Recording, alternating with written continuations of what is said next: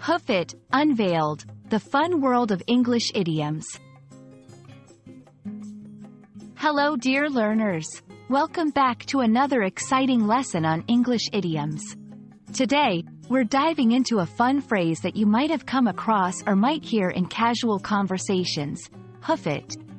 Let's jump in and find out what it means and how to use it. Before diving into its idiomatic meaning, let's talk about the words themselves. A hoof is the hard foot of some animals like horses, cows, and deer. Now, imagine these animals moving. They use their hooves, right? Keep that picture in mind as we move to the next section. When someone says they're going to hoof it, they don't mean they're turning into a horse. Instead, this is a casual way of saying that they're going to walk or go on foot, especially over a distance when one might expect them to take a vehicle. It can often imply a sense of urgency or a lack of better transportation options. For instance, if someone misses their bus, they might say, "Looks like I'll have to hoof it to the meeting." Understanding an idiom is one thing, but using it fluently is another.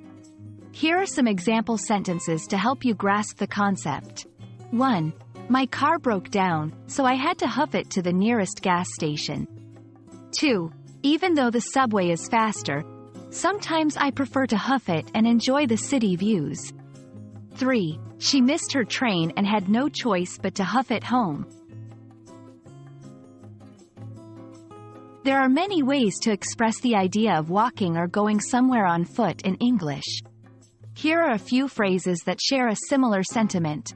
1. On foot. This is a straightforward way to express that someone is walking.